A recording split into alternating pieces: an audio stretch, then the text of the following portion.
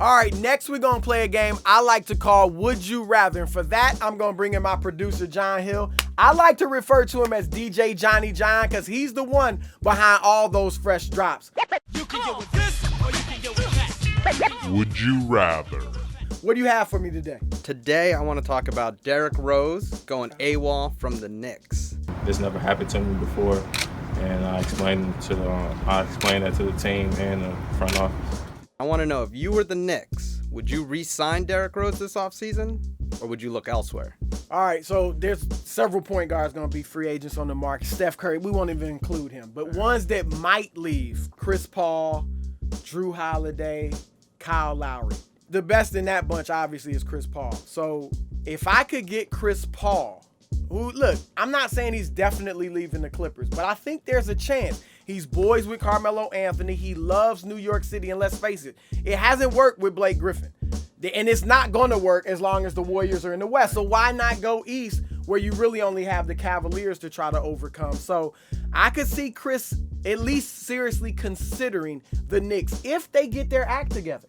I mean, he's not joining a burning house. So over these next few months, they have to show some professionalism and get their act together and show that they could be a good team. But with that said, I think it could be a good chance for them to get him. So if I can get CP3, bye-bye, Derrick. Got it. All right, next question. This one's a tough one. All right, if you were Steve Kerr, coach of the Warriors, the game is on the line, one play to go. Would you rather have Steph Curry take the final shot or Kevin Durant? Wow. I told you this one was tough. I love both players. Look, it's a decision he has to make, almost every night. Yeah. But I love both players. Great problem to have, obviously. And surprisingly, I looked up some of their numbers, and neither guy has been that good in the clutch. Everybody rips LeBron and kills him, but his numbers in the clutch are killing both of their numbers. Look at this.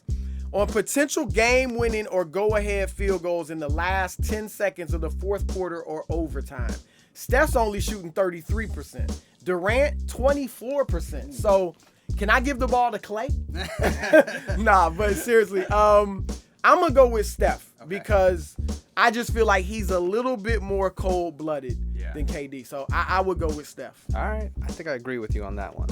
All right, next question. This year's number one pick, Ben Simmons, has started practicing with the Sixers this week. Now, if you were the Sixers, would you want to get Ben Simmons playing this year, or would you rest him for the whole year? That is a tough one. I spoke to one of his handlers just a few days ago, and they said they're keeping all their options open. Obviously the first thing is you want to get him not 100%, 110% healthy. Yeah. So make sure there's nothing wrong at all with the injury, that he's fully back to great health.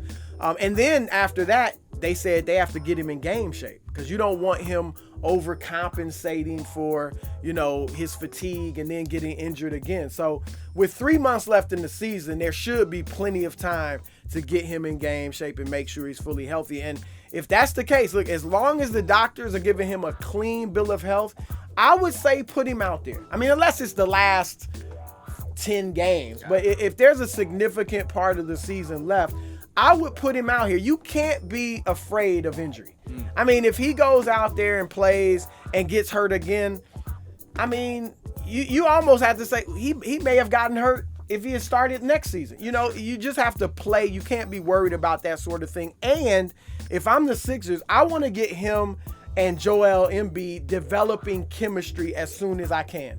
I don't want to start off next season and have to be the first 10, 12, 20 games getting those two guys used to each other. I want to do that this season if possible so I can take off running at the beginning of the next season. So I would say play him as long as he's healthy. Okay, all right.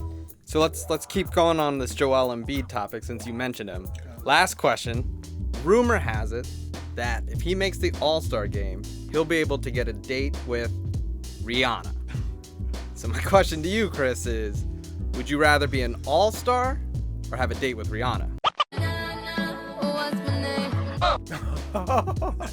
Look, I'm a happily married man. I didn't mean to get you in So trouble, I have to, let me see if I can go back. Let me see if I can go back into my single mentality. Okay, All right, I'm there. I'm single right now. All right.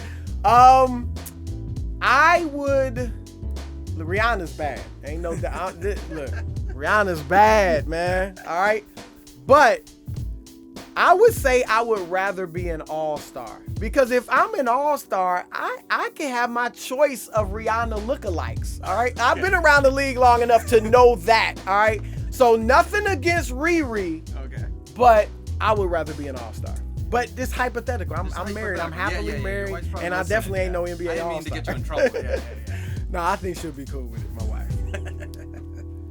That's it for today's show. If you like what you heard, subscribe to In the Zone with Chris Broussard on iTunes or SoundCloud. And please do us a favor and give us 5 stars. Thanks for listening. See you next week.